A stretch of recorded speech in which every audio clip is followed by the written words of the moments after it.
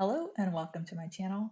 In this video, I'm going to show you how to reset your cursor to the world center origin and how to align this object in its center to that origin. So let's say you've accidentally clicked on and moved your 3D cursor. To set that back to the center, hit Shift C.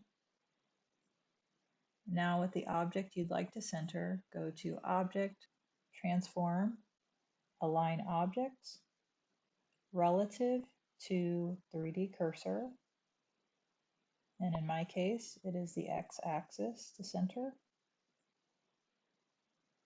Now, the origin is still, if we were to rotate this, the geometry center is over here. So to set that to the center with the object selected, go to Object, Set Origin.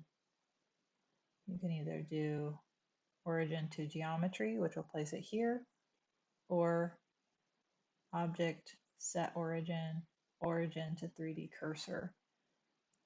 And now if we rotate,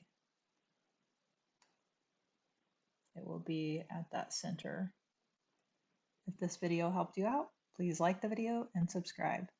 Thanks for watching.